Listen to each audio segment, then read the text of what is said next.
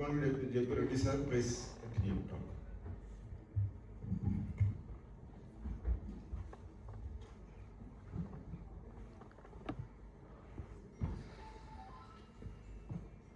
May I start the... Can we reset the timer, please?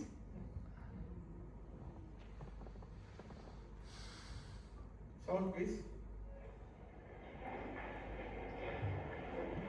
When you have such a child, when you are called in the midnight with such a low saturation at about 1 o'clock in the midnight, you can see the child is gasping for breath. And you need to be very quick, not only removing foreign body, but you need to reach that place to remove the foreign body so very quickly.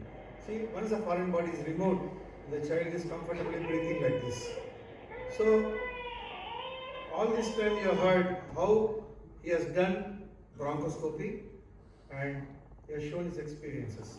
But now in my presentation, I just want to tell you something different, that how one has to learn to do bronchoscopy. So that is what my presentation is all about. We know that foreign body rigid bronchoscopy is a gold standard for removing the foreign bodies. But children, it's very common because of various reasons. And training courses are not available for bronchoscopy. We have cadaveric dissection, rhinoplasty courses, we have endoscopic anesthesia, temporal bone dissection, but temporal and bronchoscopy courses are not being done for ENT surgeons. There are a lot of courses being held for flexible scopies for a child of 9 years gasping for breath. You know, the foreign body, the peanuts are different sizes and shapes we get. The bigger ones will be difficult for the child and it will be easy for the surgeon to remove. You can see. So, all these things put the surgeon under stress. That 30 years back, when the patient comes with a foreign body bronchus, they used to tell on-table death consent has to be taken, then only child is to. Nowadays it is not that, because the improved instrumentation, anesthetic techniques, no death consent is required. Still we give a guarded prognosis to the parents. So now for a beginner, what he has to learn? Number one is the art of handling the instruments in the emergency and understand the depth perception, how he has to hold the foreign body, retrieve it for a safe removal of the foreign body. So now, patients should not be placed at risk by you learning or me learning as the first steps in an emergency so that we may lose the child. So now, mannequins are developed to understand the art of handling the instruments, assembling the instruments, retrieval of the foreign bodies, all that can be learned on the mannequins. So there are some rigid mannequins like this by some of the companies, and the courses are being held in abroad. In our country, hardly any courses are being held on this particular topic.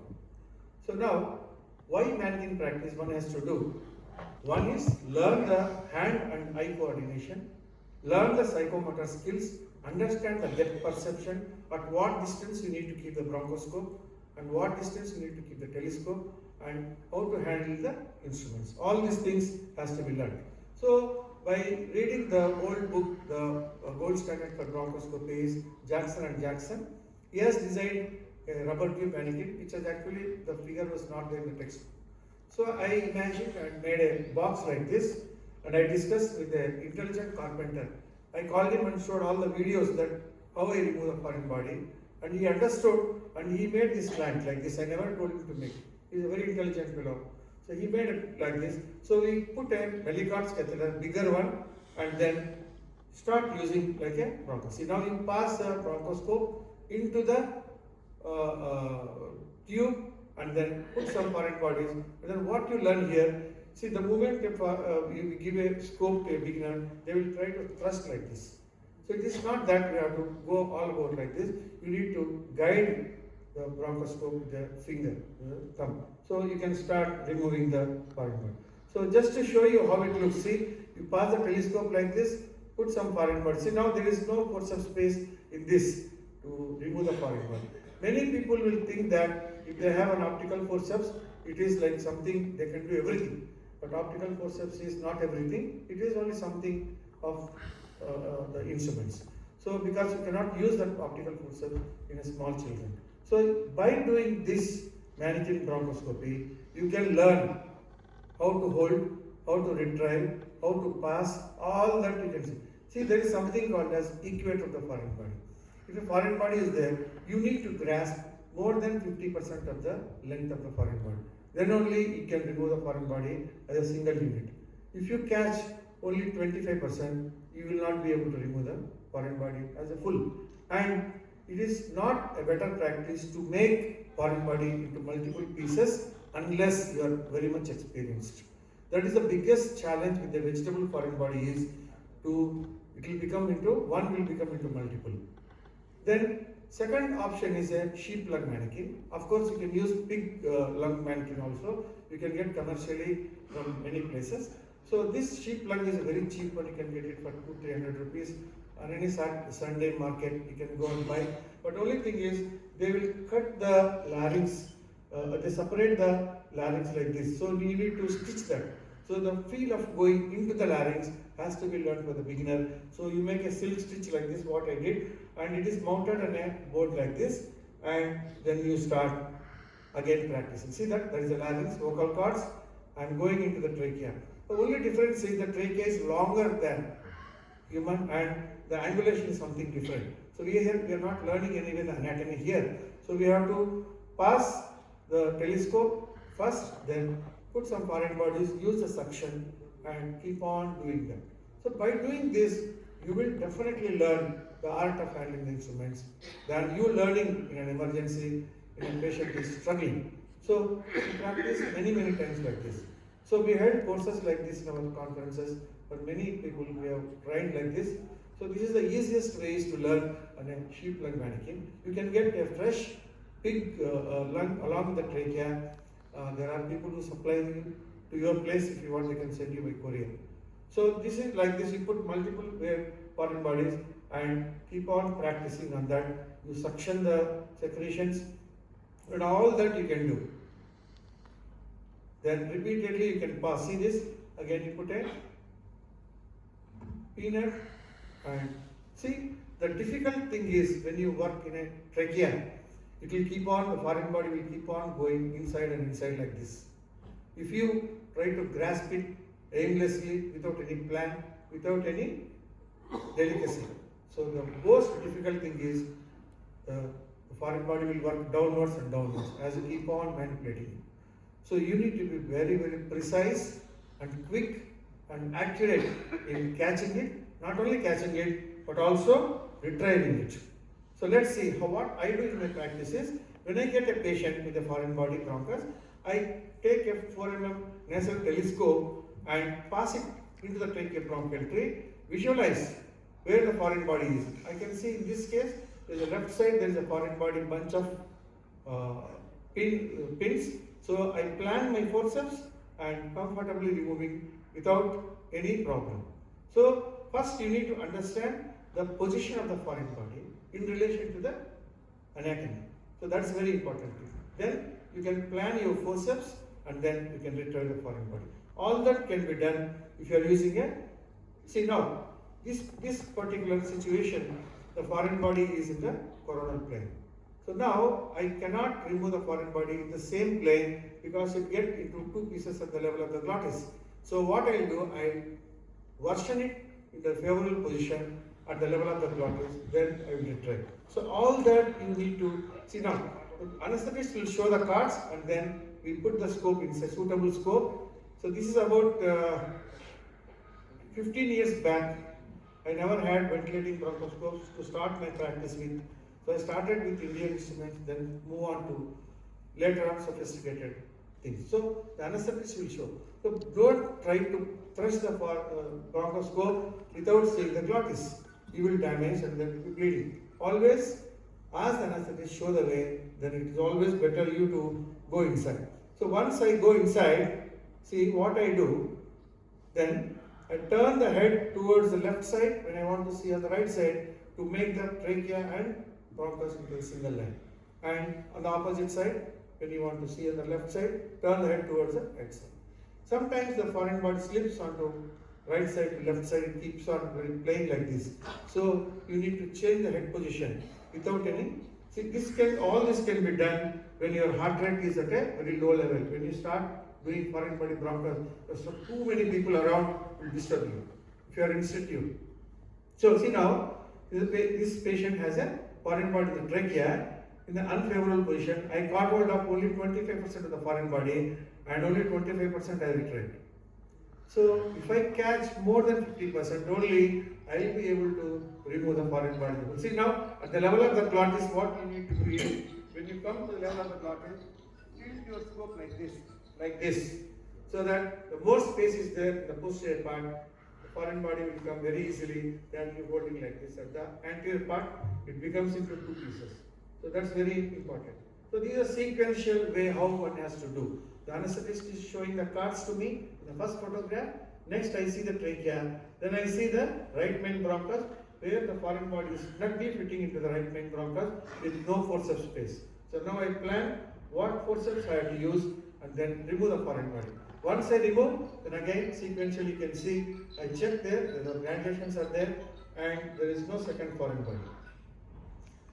So sometimes you have to do a tracheostomy as Vidyasagar told.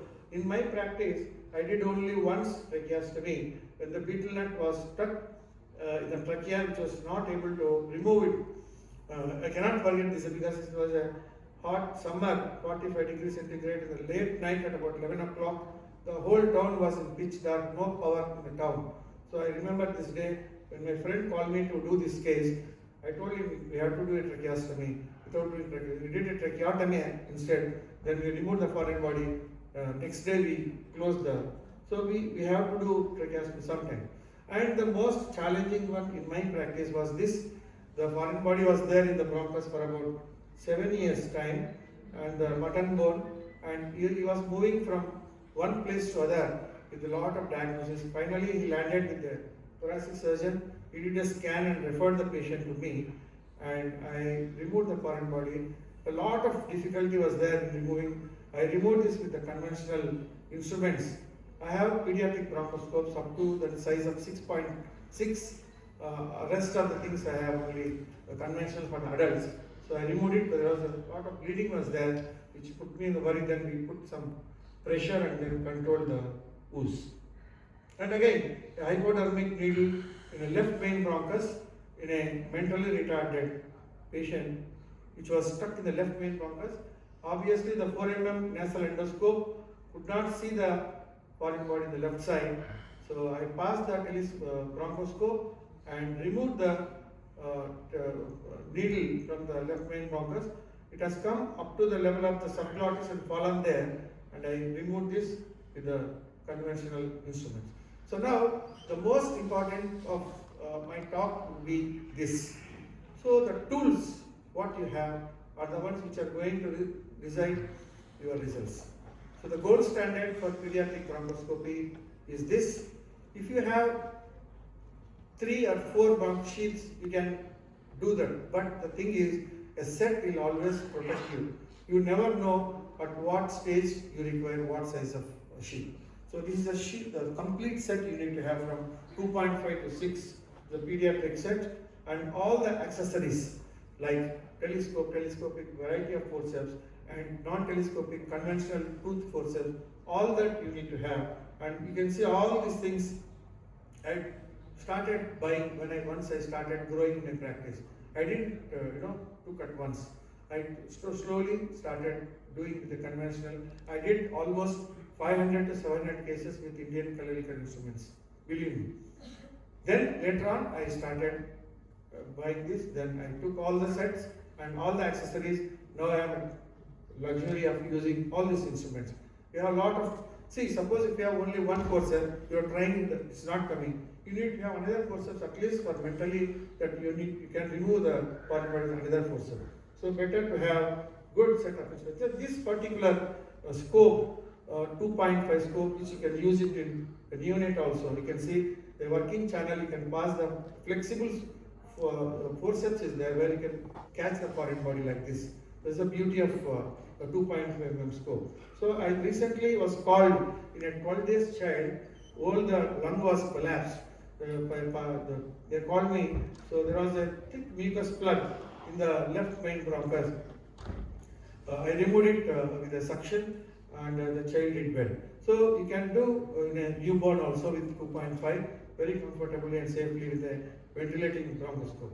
So you can see, I'm just checking there, the left main bronchus is completely occluded with a thick mucus plug which I have sucked out after I remove the telescope from the position. And the child did very well after that. So I am sucking the secretions. Now you can see the left main bronchus is completely opened up. Once we remove the, you can see on this side, this is the left main bronchus. And this is a post-op. See, the Vidyasagar was telling that you need to have 2 light sources helping the anesthetist and then 2 people on the right side. So all these things can be done in a planned way. If you are doing it in the midnight, say, you see my left hand, what is holding the scope along with that, that's very important. So you cannot just do like this. You have to bring the foreign body to the mouth of this one, then remove it as a single unit. Then do again suction. Then what I am doing now is I take a telescope which will be given by the assistant, and for any residual things you can see now I am using see what I am doing. I have taken a telescope along with the camera which is given by the intelligent assistant. You can see now, this is the right side, I remove the foreign body, there are some secretions down, then I will again check and then suck that. So this is very important to have some intelligent people around. Then if a lot of people will be there, but they will not be of much use to you. So you have to suck that and then clear the airway. So now, so this is the beetle nut is a very good foreign body for the surgeon to remove it because it never becomes into pieces. But it is difficult for the patient because it creates intense mucosal reaction as you see here. Saturations will fall very fast. There is a lot of crusting is there. And it will take minimum of 7 to 10 days time for the patient to recover from all these changes of bronchial mucosa. So for the patient it is difficult and the surgeon it is easy. So when you see a beetle nut, see again, very comfortably, very nicely, no stress and tension in the, when you do with a telescope, see, and anesthetist is connecting the port to the, like this one. Now I remove the glass shield and see, when I want to examine, it will be closed, the saturations will not fall. When I want to remove the foreign body, I will remove the glass shield and see that, and I will suck. There is a glass shutter also is there. You can use that sliding shutter. So comfortably you can remove without any stress. My whole idea of this presentation is to tell you that anybody can do bronchoscopy if they have proper instruments. It is not that only some can do, that what I can do. It's everybody has to do. Because suppose if you are the only person who is doing in your place, suppose if you are not in the town, child should not die. Everybody should be able to do removal of the foreign body. Because suppose if the patient who has a crooked nose, all the rhinoplasty is required, I can't do. I may send it to boss is here. So, but this is elective one because the patient with the foreign body can't go to Dr. Basir service in somewhere else. So one has to do all this one. So these are my numbers over a period of 23 years now, and we have conducted one hands-on bronchoscopy also way back with all hands-on mannequins. And so what I want to tell you is that we have to complement like how we learn endoscopic surgery, temporal bone dissection, all that we have to impart this knowledge to the juniors that bronchoscopy is much safer today than before, where we used to take on-table death and all when I was a student. So now it's not done because the improved anesthetic post-operative management, anesthetic drugs, the quick recovery is there, where we are, if I remove an elective foreign body in the morning, I am discharging in the night because there is no problem at all. So one should not be worried that, so when you have to worry is when you don't have proper instruments, when you don't know the proper technique, you need to worry. Not that when you have everything, there is nothing to worry. So my conclusion is mannequin training on rubber tube and sheep lung mannequin would be a cheaper way to learn the things and learn the art of handling instruments, basics and rudiments of procedure, and if possible attend bronchoscopy courses and have a set of instruments, not 1, 2 and then start doing.